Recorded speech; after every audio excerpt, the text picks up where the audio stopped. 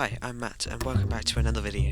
In this video I'm going to be showing off the Endeavour, which is a box-wing SSTO which is capable of travelling to Minmus and travelling back. Let's take off. Twin rapiers at the back. Unfortunately the craft has a weird tendency to veer away from the centre of the runway. I'm not quite sure what caused that. Although the effects can be limited by removing the roll option from the elevators at the back of the aircraft. So there we go, off the runway. So we're going to fly like most SSTOs do, pitching up to about 20 or 30 degrees until we get to about 6,000 metres, where we'll flatline, and I'll show you that in just a second.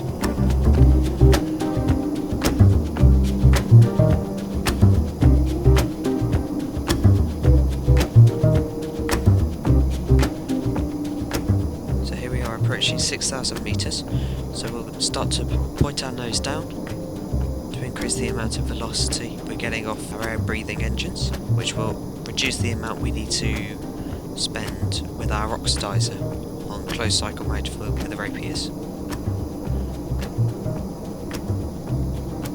At the back you can probably see a nerve engine, which is an atomic engine.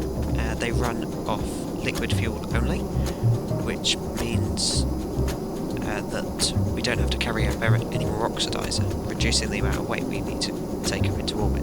And we'll use that to circularise, get our encounter and get back from Minmus. So there we are, we're approaching 20,000 metres. And we'll start to point the nose up to try and turn that horizontal velocity into vertical velocity, increasing our apoapsis above the Kármán line. There we are, we've switched to closed cycle. If you're flying this craft, you need to be careful when you reach this stage you don't overheat the cockpit, which has a very low heat tolerance. The craft file is in the description if you want to try it out. If you guys are interested in this sort of video, I can do a build video.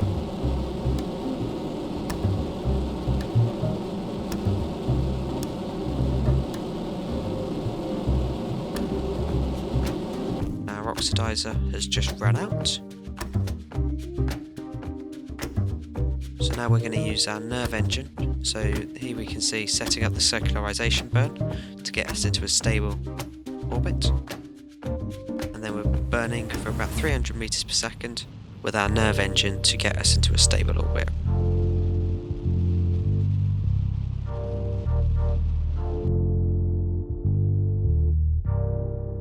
So now we're going to match our planes with Minmus, which is at a weird angle, a weird inclination, which increases the amount of fuel we need to take by about 300 meters per second, delta V. Delta V, for those of you who don't know, is the amount of change in your speed the fuel you're carrying can induce. So if you've got 300 meters per second of delta V, it can propel you 150 meters per second in one way, and then 150 meters per second back in the other way. So here you can see me trying to, and failing to, get an encounter with Minmus.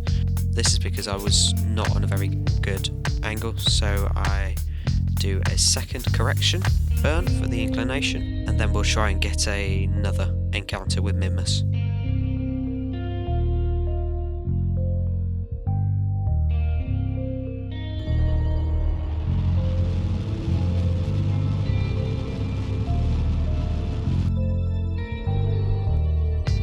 Here we are, let's try and get another encounter. So when you're flying this craft you need to be mindful of the amount of fuel you're using, because you only have about 100 meters per second to spare. So that means you've got to be fairly efficient with your burns and your maneuvers. So here, instead of just brute forcing an encounter at any point in your orbit, you need to be careful and plan out where you're going to get your encounter. I am aware that there are more efficient ways of doing this. You can go around several times and burn at your periapsis, so splitting your manoeuvre into 3 or 4 smaller manoeuvres. That increases the efficiency that you get out of your fuel, although we're not in the position where we have to do that. So you can see that I overcorrected, and when I physics warped it made the encounter even worse, so I had to burn retrograde to get us into an orbit of about 30,000 meters above the surface of Minmus. And we're going to try and land on the highest point possible so we don't need as much fuel to take off and land. So rather than landing on the flats, we'll land on the highlands.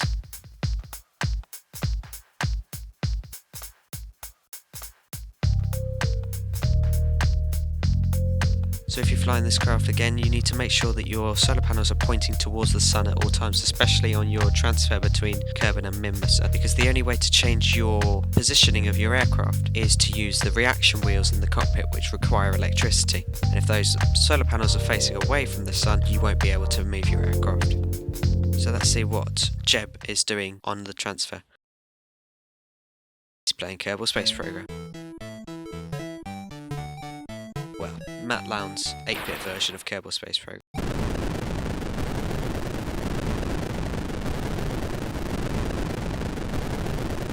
We'll check back on him later and see how he's getting on. Right, here we go, approaching Minmus. So we're going to perform a capture burn to get us into a stable orbit around Minmus, and from there we can perform our deorbiting burn to land on Minmus' surface. Jeb down there in the corner looking very happy with himself.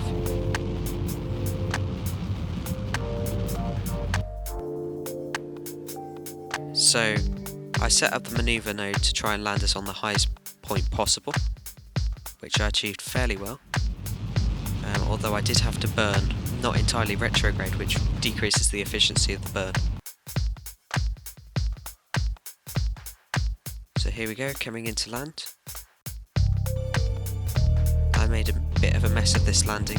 If you're trying to replicate this mission, you want to be aiming to land at about 10 meters per second, otherwise you risk doing damage to your nerve engine, which sticks out slightly further than the rapiers.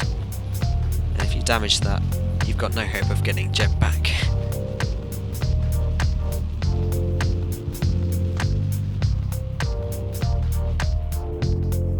So you can see I left the burn a bit too late and bashed into the ground.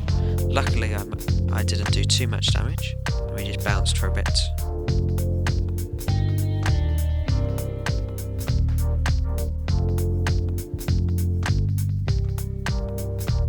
Right, so here we are, landed on the surface of Minmus. Let's take Jebediah out for a moonwalk, well, Minmus walk.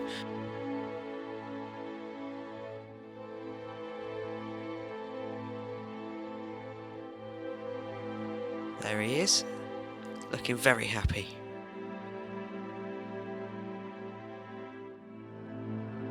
Let's plant a flag to make sure we remember this historic occasion.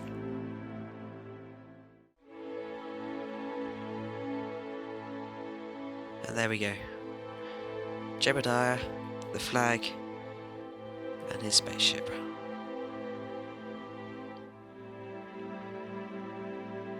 I forgot how high you can jump on Minmus. It's actually possible to use the Kerbal's jetpacks to get into an orbit around Minmus, even if you're heading off from the lowest point like the flats. It just proves what low gravity Minmus has. Right, so there we are. Let's start heading back to Kerbin and get Jebediah home safely.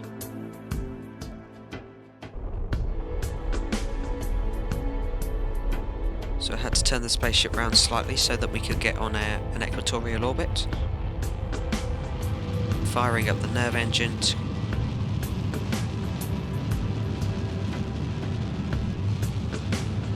and starting to take off. If you somehow end up landing on the plains of Minmus, you can use the slopes as a ramp to turn your horizontal velocity into vertical velocity, and that drastically reduces the amount of energy you're going to need to get off and into orbit.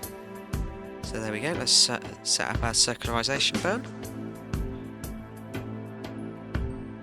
And we only need 100 meters per second or so to do this burn, and you can see we're orbiting very close to the surface of Minmus. the highest point on Minmus is about 5.7 kilometers, so as long as you're above that height, you should be safe.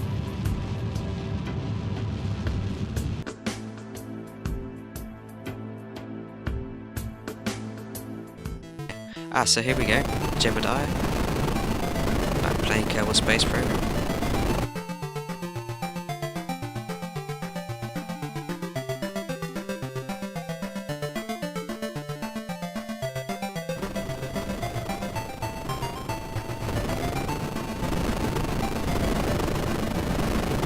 Good landing, Jeb. Right, so because we don't have enough fuel to perform a capture burn around Kerbin, we're going to have to use aero braking, which is quite dangerous and took a few attempts, especially because the cockpit has a really low thermal resistance. This might look uncontrolled, but this is actually a very good technique for doing aero braking, trying to keep spinning round and have parts of your ship facing backwards and sometimes facing forwards, and it reduces the amount of heat those parts are receiving. So if you're doing this mission, you might be better doing aero braking facing retrograde, so that your engines, which have a higher thermal resistance, will take the bulk of the heat. Although that will reduce the effects of aero braking, so you may need to do it several times. I mean, I had to do it twice, which is more than I really hoped for, but you can see the effect on the apoapsis, it really reduces it. So they're performing our deorbiting burn above the Kerbal Space Center.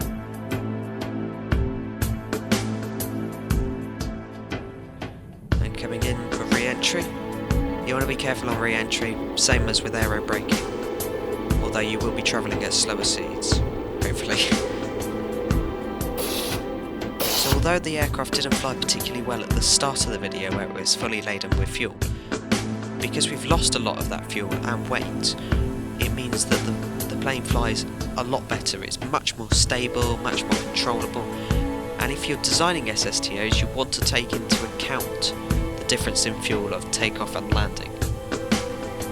Otherwise you will end up with a spacecraft that keeps flipping and turning on re-entry.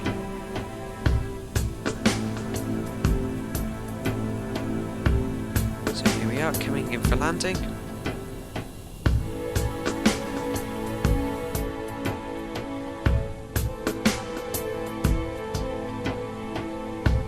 There we go, nice and gently. You want to be aiming to land at about 40 meters per second. There we go. Nice smooth landing. Oh, physics warp went a bit crazy there. You might get that the springs on the wheels go a bit funny sometimes. Let's pull round.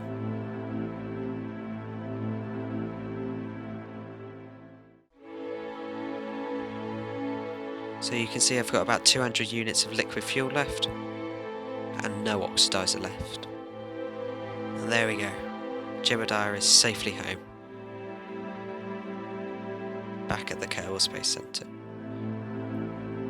If you enjoyed the video, leave a like and subscribe to the channel. I'll be making more of these videos. And I hope you enjoyed.